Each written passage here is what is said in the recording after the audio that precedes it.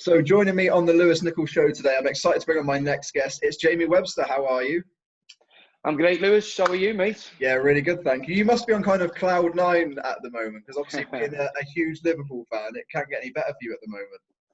No, obviously it's a good time to be a Liverpool supporter. As I'm sure you know, Lewis, do you know what I mean? But I'm just made up. I mean, I didn't think the season would take this long to end, but Yeah. yesterday was the last game of the season, and me and the lads who followed Liverpool with, we had our sort of annual post-season drink, and yeah, it was a good night last night, and a lot of good memories to look back on this season. And for our listeners who kind of don't know, it's incredible what you're doing at the moment, because you're kind of a guy that loves football and loves singing, and you've managed to put the two together, which is kind of like a dream come true. So growing up, did you always want to be a singer, or was there kind of like another career that you wanted?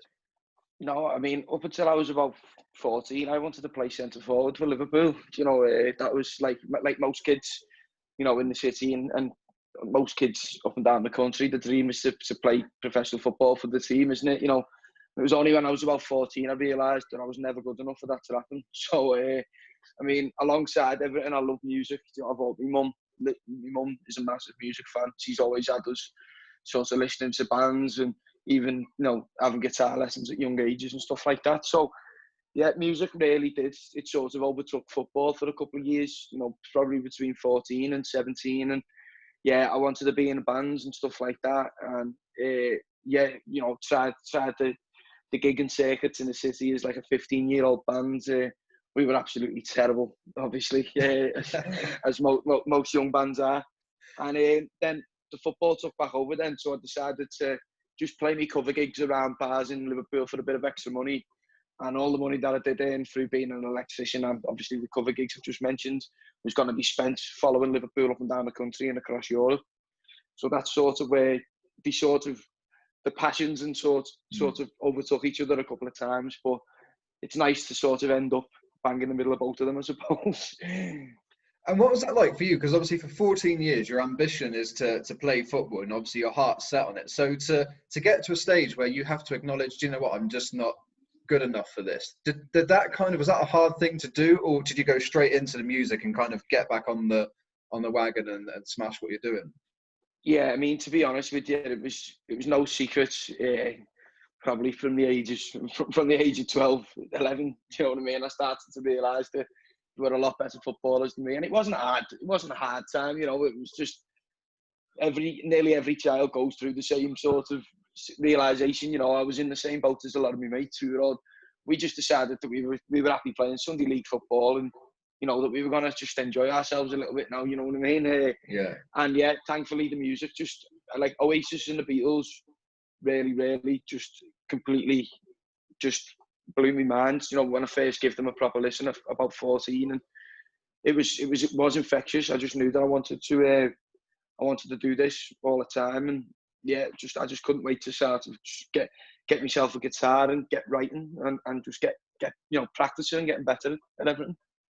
And obviously, I know your fans will know, but for our listeners, how did you go from kind of liking music and singing to actually, because I mean, you're legendary amongst Liverpool fans. I've seen the interactions that you get, and you're like a hero to a lot of them. So how have you managed to combine your love of Liverpool and music together to become and get the following that you now have?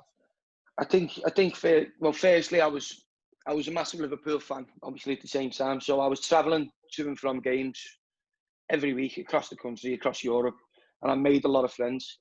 And obviously back then I had the skinhead. There was a little bit of a scally sort of thing, and no one believed that I played guitar and sung. No one believed it. He'd say, "No, you don't play guitar. You look like a DJ or something like that. You don't, or a rapper or something. You don't play guitar." So eventually people started coming down to like sort of the open mics that I play on a Friday night and stuff like that. And loads of people from the match just really started to like the sort of music I was playing and really got behind me. So then there was an event based around Liverpool games called Boss Night. This is about 10 years ago now. And they just basically give, local artists a platform to play covers and their own music around Liverpool games. So after the game, you'd hire out a venue and there'd be 4 or 5 different local artists all getting up and playing a few songs to entertain. It was just basically a hub for Liverpool fans to carry on the day. Because a lot of, during that time, we were playing on a Sunday, and, you know, there wasn't many things on a Sunday. It was almost like you go to the match, you go home, have your tea, and then go to work the next day. So the lads at Boss Night really wanted to create like a hub, like I said, to extend the day, basically, and just where everyone could, you know, support Liverpool for that little bit longer, but, you know, through listening to a bit of music. And for me, I just started off playing a few covers, you know, like the Jam, the Smiths, Oasis, the Stone Roses, the Beatles. Yeah. And everyone just loved it. I think partly because they knew that I was one of them. I was stood on the terraces with them every single week and stuff like that. And I think they just related to me really, really quickly. And likewise, me to them. And I think because Liverpool suddenly started to become successful and we started to challenge for things, the inspiration was there, both for myself and the people in the crowd, to turn these songs into Liverpool songs. So, for example, we turned Mrs. Robinson by Simon & Garfunkel into a Jordan Henderson song a long, long time ago. We turned a song by Opus, Live Is Life, into Jurgen Klopp. And then from then on in, it wasn't a realisation, but it was just became apparent that this was like a niche that people sort of wanted to hear. And, you know, Liverpool FC got in touch once they seen a few videos and asked me to learn a couple of songs. This, that, the other. It was just amazing, really. And just as more Liverpool songs started to creep into my set, obviously Liverpool coincidentally started to become more and more successful. Jurgen Klopp took over. Like I said, you know, he was really tapping into the fan base at Liverpool at that time. And everyone just felt great. And for me, I was just in the right place at the right time. Don't get me wrong, I've done this for 10 years, do you know what I mean? Yeah. Whilst working as an electrician, I've gone to pubs after work 3-4 nights a week, do you know what I mean, to sing and, you know, practicing my trade. And say the Liverpool songs just started to grow and grow and grow. And, you know, the atmospheres at the gig started to just get bigger and better. We kept upgrading the venues. You know, more people from around the country and around the world were getting in touch. And, you know, the queues for the gigs were getting bigger and bigger. We were having to, you know, lock out more and more people every week. And it really did start to go nuts. And then obviously the birth of the Mo Salah song in LA, LA, LA. Once they got added to me set and the videos went round on social media, there was no escaping it then. You know, I was fully in the limelight of Liverpool's Champions League sort of push in Kiev. And, you know, it was an amazing 6 months, really. Me personality, me profile went from 0 to 100 in like the space of a couple of weeks. I wasn't even on social media properly, and I was getting told that on YouTube and Twitter there was hundreds of thousands and millions of views of all these songs, and I didn't even know. And then Liverpool got in touch with us to play at Shevchenko Park in Kiev before the game. Unbelievable day. Unfortunately, we didn't win the trophy that day, but, you know, it was definitely a day that made Liverpool realise that, you know, the fan culture's back, and also the football team are back as well. And you know, it's not going to be a one-off, this thing in Kiev. We're going to be back challenging for big trophies. And for me, it was a realisation that, you know, my career is probably going to go a little bit bigger than this now, that Liverpool are going to get a bit better. And a couple of weeks later, after Kiev, I got asked to go on a pre-season tour of America with Liverpool, which was unbelievable. It was unbelievable. You know, travelling on the plane with the players, staying in the same hotels, going for your tea with Robbie Fowler and having your breakfast with Sammy Hippier. Do you know what I mean? It was an unbelievable week. And, you know, I was nearly cried myself to sleep with happiness every night. You know, one night I had Ian Rush in the lift with me talking to me about my granddad, and I was telling him how my granddad thought, you know, Ian Rush was the best striker to have ever played on the earth, and saying how proud he'd be if he was there today to see me stood talking to you. And just had an unbelievable sort of couple of days. And then at the very end, I was surprised with Jurgen Klopp walking into one of my gigs. And then the footage of that just took me profile again. I think I went back to my hotel room with my Instagram still on private. You know, I think I had maybe about 800 followers before that gig. Yeah. And after that gig went live, I went back to my room and I had over 3,000 follow requests. It was just like, you know, it was just like really just I remember it so quickly, and everything just started to develop. I remember landing in the airport and people in the airport knew who I was. This was back at home, and really then I started, and realised what we had here and what Liverpool had done for me Sorry about that noise. My little 2-year-old nephew's trying to get in the other door. Uh, but yeah, it was amazing, mate. And you know, thankfully Liverpool had an even better season the next year. We went on to win it. You know, I travelled the whole European Cup run. I was, you know, played in Paris, Munich, Barcelona. You know, played all across Ireland a few times, and tours of loads of different places, Dubai, you know, Australia. It just went absolutely mad. And yeah, you know, fast forward to Madrid, you know, I had 60,000 crowd, you know, in front of me, and before the European Cup final. Like, I'll stop here to see if there's anything you want to ask up to this point. I was going to say, what do your family think of this? Because obviously, being a huge Liverpool fan, to then get them contact you to say, look, we want to work with you. We've seen what you've done. First of all, how did you feel when they reached out to you? But what were your family's reaction? Because they must have been like, this is just incredible. Yeah, I mean, the first time that like this sort of happened to me, you know, I felt like I was a player who'd been phoned up to be signed for Liverpool. It was like, you know, it was a dream really. Just like my mind was racing. I couldn't stop thinking about what it's going to be like. I was thinking, oh, playing in America, playing in New York. This is it's the pinnacle for me. Like, you know, and if 3 years ago you'd have told me that I'd be doing any of this for a living, never mind for fun, I'd have told you where to go. I wouldn't have believed you. And I think likewise with my parents. I think my parents have always come down to all my gigs. They've always supported me. You know, like even when there's been no one else in the crowd, when I was back in a band in the young days, you could count on it that my mum and dad would be there, and so would the bass players' mum and dad from back when we were in the band. And you know, that support's never died from my parents, and I'm really, really thankful for that. Like, you know, they've always been there for me. My dad's a massive Red. You know, he absolutely loves coming down to the nights and having a drink, standing inside of the stage and seeing all of, you know, the bedlam unfolding. But I don't think they realised it was going to go as big as it did. I think they thought that it was a bit of a cult thing, you know, that it was just like a nice little sort of Saturday job for me sort of thing, you know what I mean? Where I'm enjoying myself, I'm seeing these great experiences. But, you know, I don't think any of us really thought it'd lead to what it's led to. And like now, you know, look, you know, you talk about Madrid, and I had my parents on the stage behind me that day, and, you know, looking at them when I finished, you know, I could see the pride just beaming off the faces. My dad's one of the hardest fellas I've ever met, and he was crying his eyes out like a little girl, you know what I mean, when I come off the stage. And so was I, do you know what I mean? I was in tears walking off the stage in Madrid. My girlfriend was with me, and, you know, I broke down in her arms, just like, it was just overwhelming, the sights that I was seeing in front of me, you know, the feelings that I just felt, and everything. It was just unbelievable. Sorry, I'm just gonna plug this phone on charge before we hopefully don't get cut out. So I just don't want that to happen. So, but yeah, like I say, my parents are over the moon, and the fact that I worked with my dad as an electrician, I think he's so happy for me now to see that I'm not like, you know, well, I'm not in his way anymore in work, and I'm not causing him a bother. But definitely, I think he's happy to say that, you know, that just that I'm not getting up every morning, and, you know, it's a miserable day today. I could be out on a building site today, you know, wiring outside lights and stuff like that. I think he's just happy that, like, you know, even if it's just for a couple of years, that I'm doing a job that I love. Do you know what I mean? I get up every day, and like this, it's a new conversation, and I meet a new face, and, you know, I've got new things to do today. I'm shooting a music video this afternoon.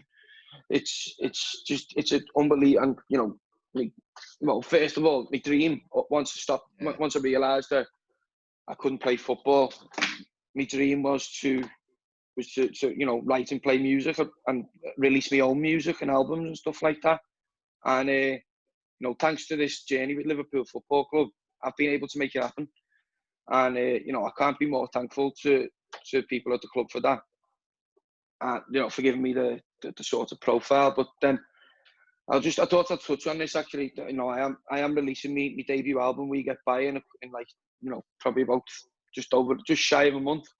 And the day that I played in Madrid, I actually met a guy called Dave Picciolingi, who's the CEO of my record label now, and he helped Liverpool put the stage on and saved them loads of money on the, you know, the production and everything else. And I got sat next to him on the plane flying out there, and I didn't know who he was. And I made good mates with him, and, you know, we were having a laugh, we were crying, we were talking about all things music, all things football, and all things life.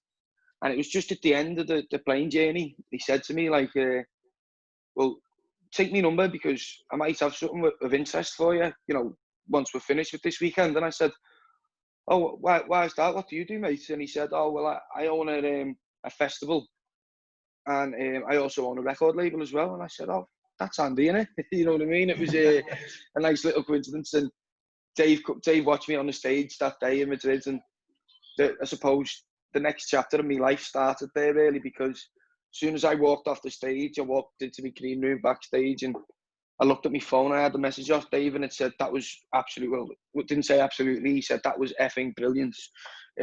Let's make a record. And just off that gig alone, he wanted to do an album with me. And you know, this last year since then, I've been, as well as my bread and butter being to get to fly around the world to different groups of Liverpool fans, and obviously do it at home on home match days and stuff like that to me loyal supporters who've been there from the start. But you know, I get to fly around the world and play, you know, Liverpool songs to all sorts of amazing different groups of fans. That's me bread and butter. That's how I earn my living. And then, you know, during the week, I'm writing albums of original music, which was, like I said, once I realised football wasn't an option, that was my dream to release music. And you know, it's not Liverpool songs, but it's like the songs for the working class, you know, population, the working class public.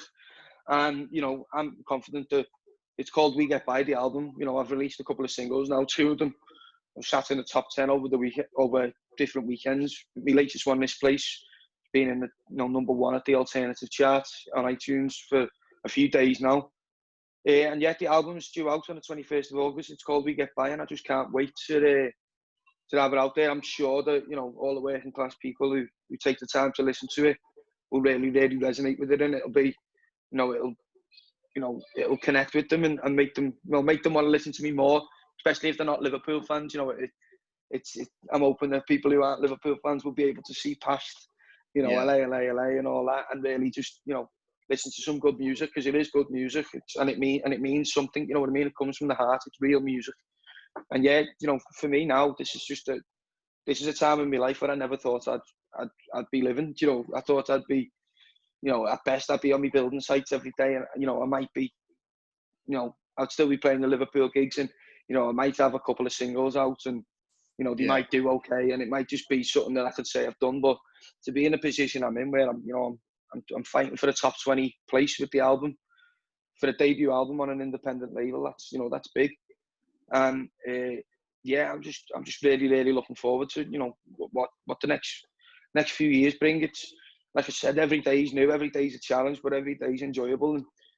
And I'm just so thankful that I feel like the luckiest lad in the world, really, that things have changed this way. And obviously you don't get anywhere in life without hard work, and I'm a firm believer that I've worked hard enough to be where I am today. And you know, I believe that I still work hard enough to succeed in what I do.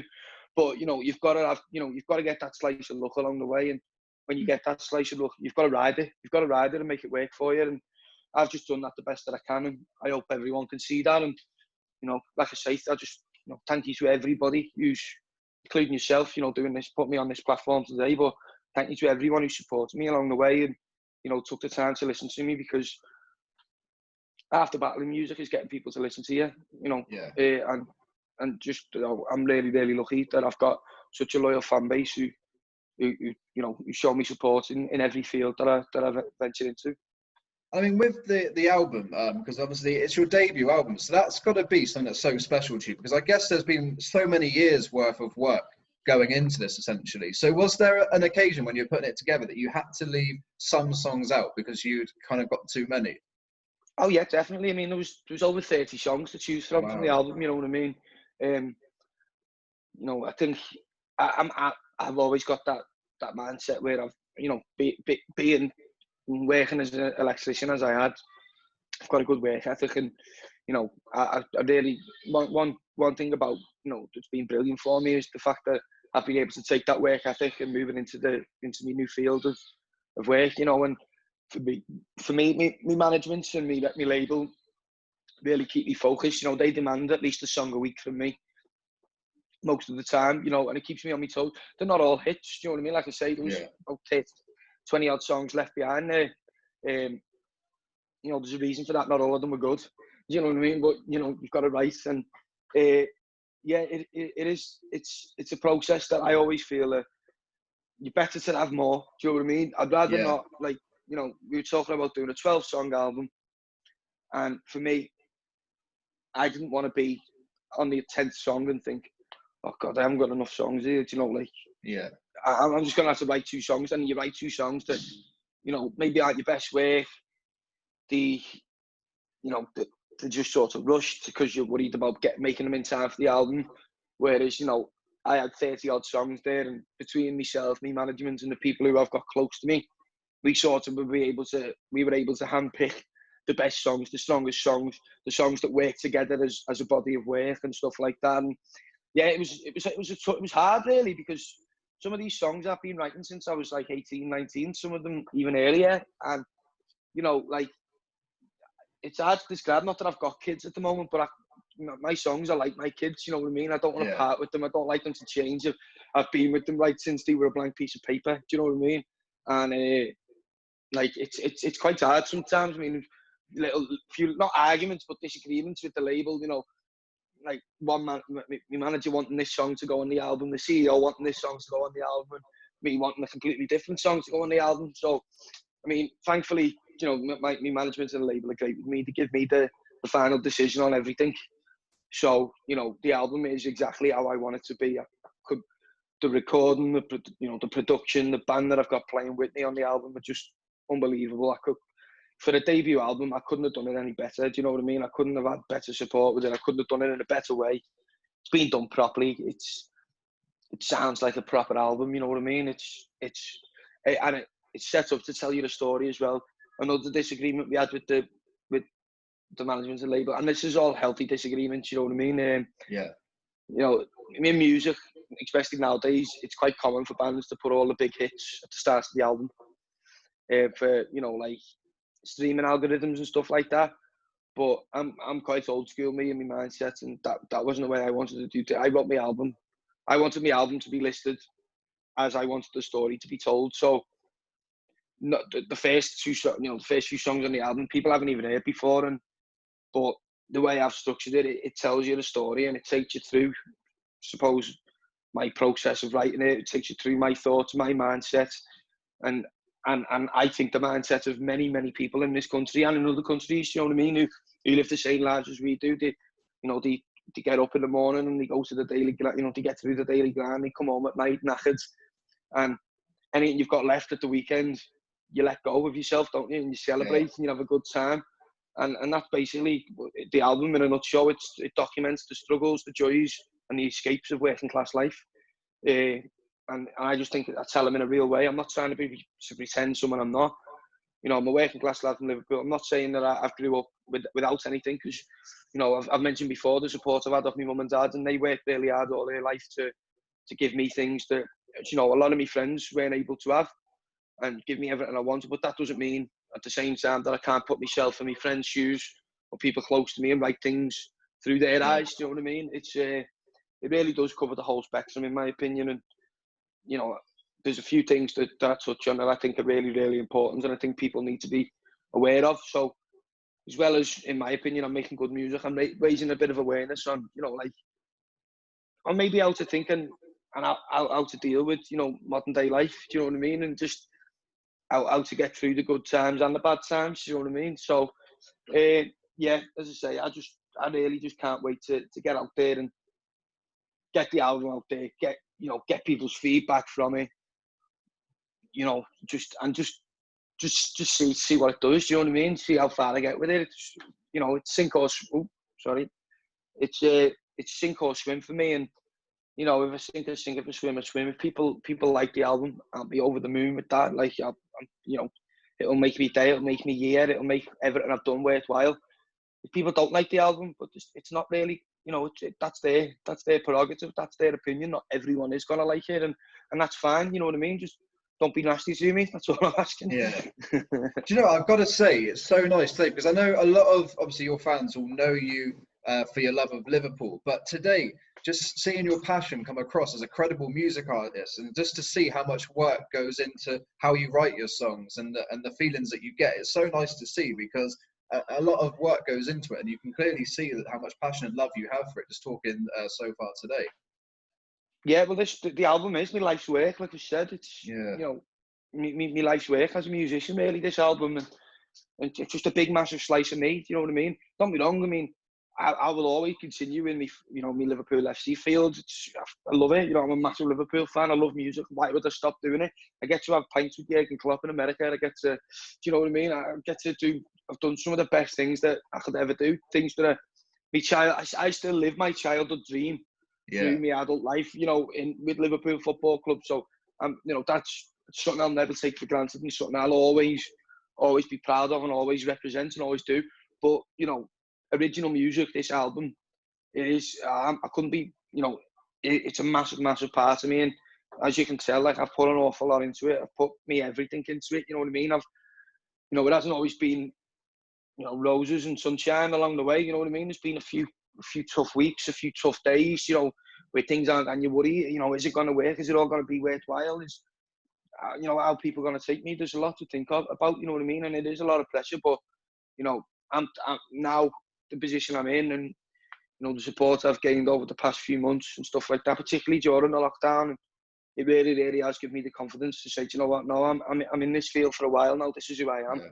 Like, I am, I'm not just that Liverpool singer anymore. I'm an artist. Do you know what I mean? I'm a musician. I'm a singer songwriter in the music industry. I'm in my own field, and I'm holding my own. I'm rubbing shoulders with some big people. Do you know what I mean? And while I'll never be happy with what I've done. I'll always want to do more. I always want to strive to be better than I am.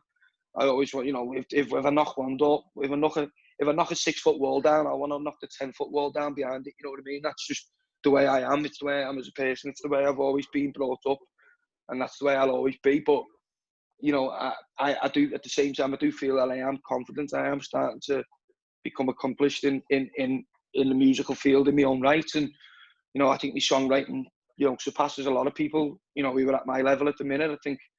I think I'm right to be in the positions that I am in the charts. I think I've earned that. You know what I mean? I think, but at the same time, I wouldn't be where I am without my fans, and without the support of everyone who's given me that kick along the way. Whether they come to my first gig when I was 15, in a bar that's now not here in Liverpool, the Cavern Club, the Cabin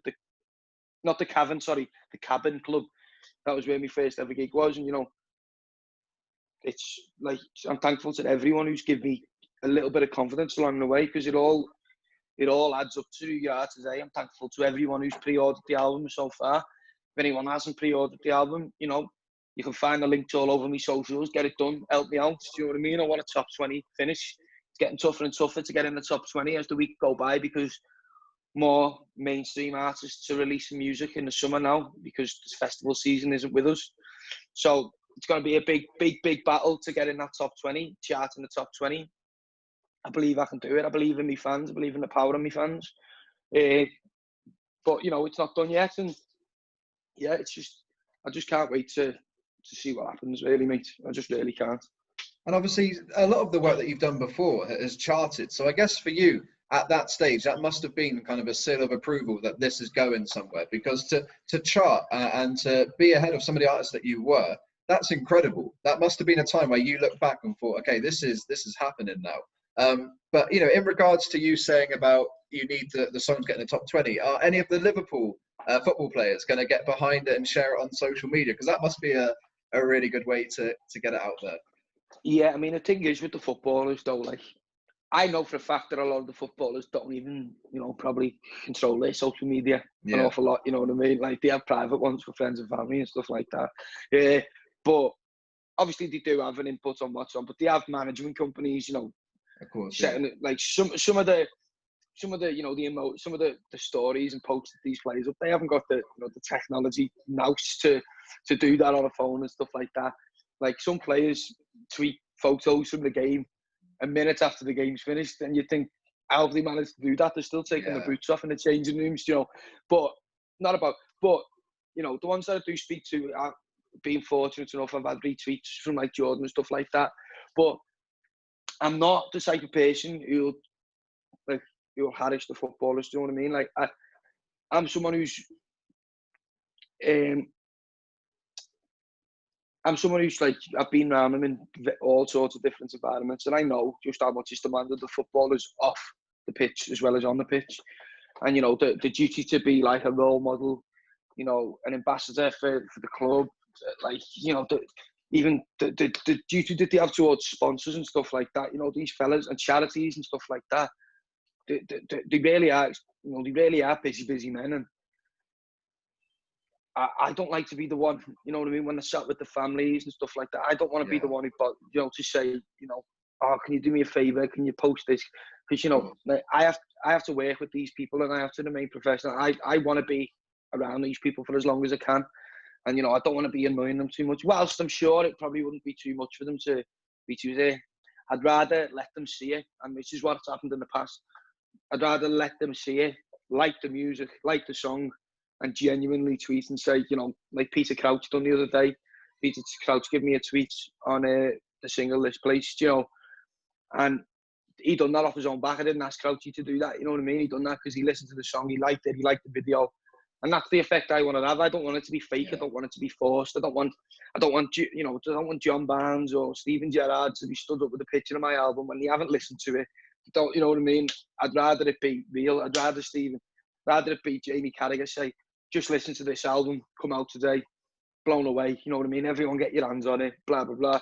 And, without me preempting, tempting them to do that, that's where I just don't want to be like, I don't want to, not that I'm bothered about what people say, but I don't want the excuse to be there like, oh, well, he got all the footy players to help him out. That's why he done so well. I want to do well on my own merits, you know what I mean? Yeah.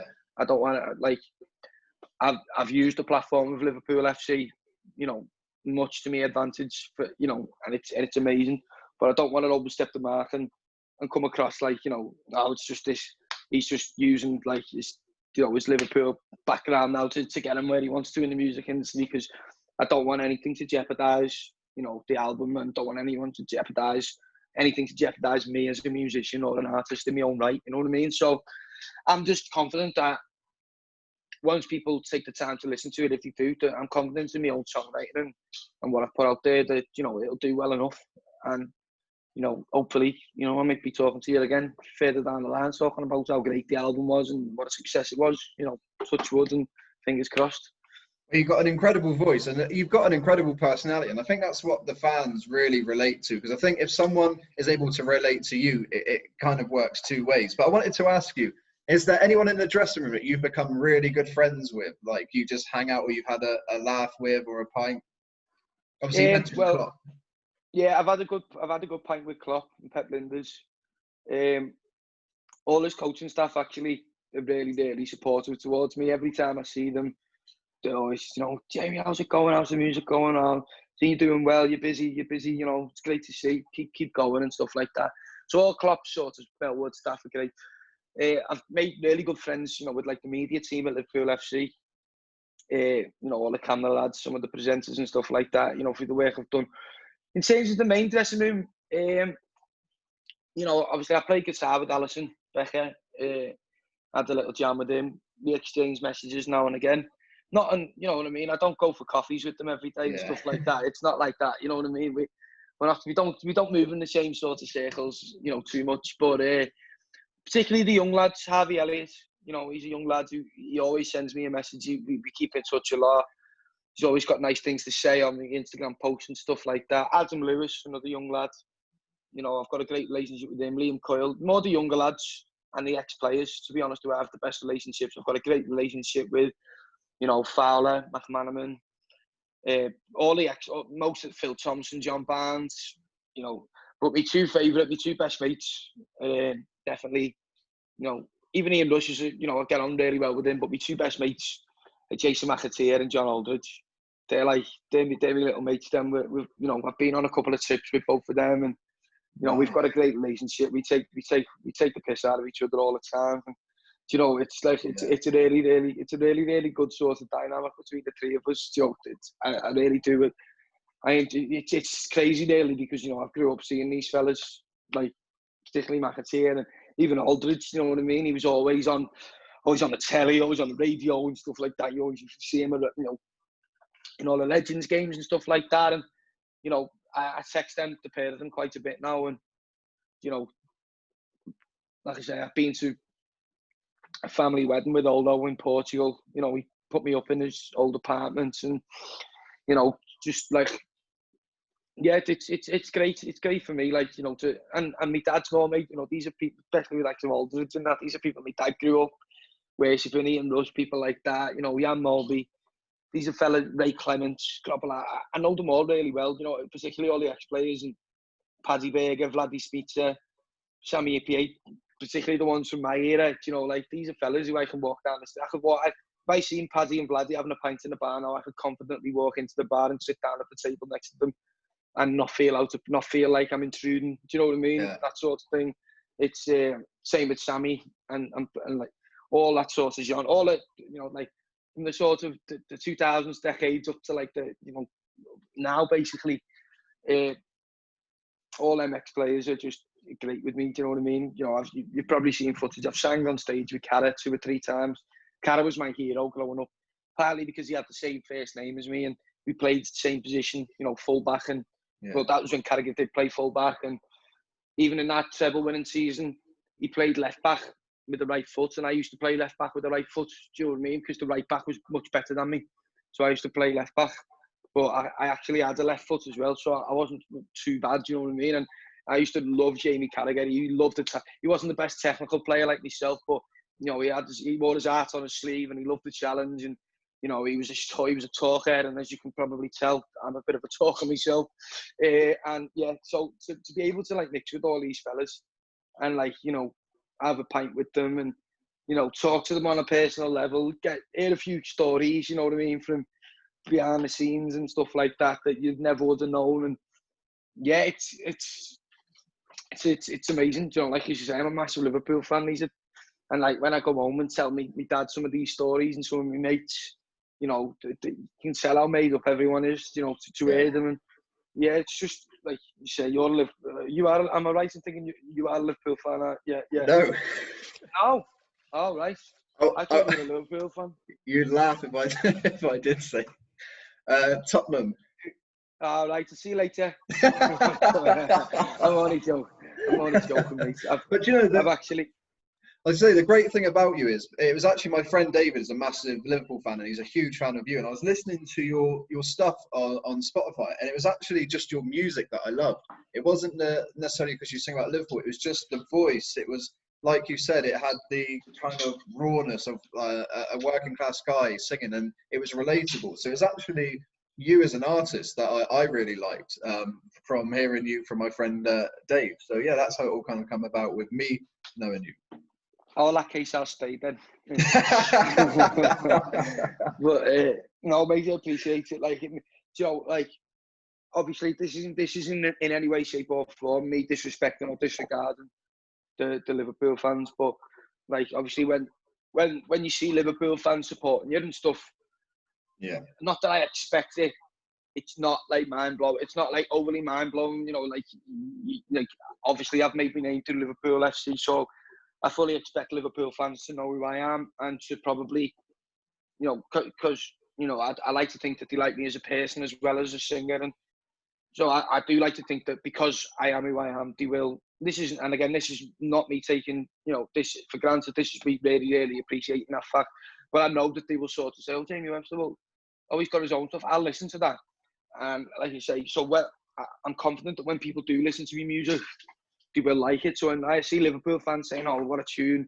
reminds me of when we were in Madrid, for example, Weekend in Paradise, and oh, this place reminds me, you know, with the video that's just come out. And, you know, I expect that. But when like you hear things like that, you know, someone who obviously supports a different football team, or people who don't like football at all, and you know, they took the time to listen to the tunes, and the tunes resonate with them, then it really does give me a much a satisfying feeling, because, you know, like, these songs aren't anything to do with football. And if I'm speaking to people who aren't from my sort of football circles, it means that I'm doing something good. You know what I mean? It's what I've tried to do is work. I'm connecting with people from further afield, and that's what me being an artist is. I want to connect with people from all over the country, all over the world. Do you know what I mean? There's no limits to who can listen to my music. Do you know what I mean? It doesn't exclude anybody. It's inclusive to absolutely everyone. The Liverpool stuff, don't get me wrong, that's inclusive to Liverpool fans, and it does exclude other football fans. But you know, my own music in itself, it's for everyone. It's for me and you. It's for the everyday working class man or woman. You know what I mean? It's about you know, I want the album to bring us all stronger and realise that, you know, we're the people who sort of who make this world run. You know what I mean? We are the heartbeats of this planet, not the people at the top who keep us where they want to keep us. Do you know what I mean? Without us, they wouldn't succeed. Do you know what I mean? Yeah, and we are together. You know, we are what we need to be close, and we need to look out for each other, and you know, we need to get we shouldn't be turning on each other and stuff like that. You know what I mean? That's exactly how people upstairs want it to be, because it benefits them. It pushes their agenda. It makes them richer. It keeps us in the same sort of economic circles that we are. Keeps the economic disparity high. And I think the more people realise that, you know, you know what I mean? We're just people at the end of the day. Do you know what I mean? There's no, just because you sit, you know, at a desk on the top floor of a HSBC building, doesn't mean you're any less or more of a person than me. You still consist of the same fibres. We still consist of the same organs. You know what I mean? Our bodies still work in the same way. We still need oxygen to breathe. Do you know what I mean? We're people. You know what I mean? So the album basically, what I want people to do is remember that. You know what I mean?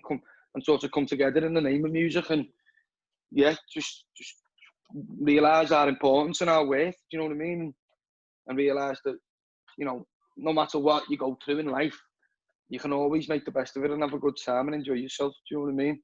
And it's just about finding that mindset, really. And yeah, you can probably tell I'm quite a content person. I'm in that mindset now, and you know, if I see problems, I'll call them in a song. You know what I mean? If I see something that's amazing, if I see something that really makes me smile, I'll write it down in a song. You know what I mean? Because everything that all these problems and joys that I face and go through, I know you go through the same things, maybe not exactly identical, but very, very similar. And not only you, your mate who's a Liverpool fan, he goes through the same things.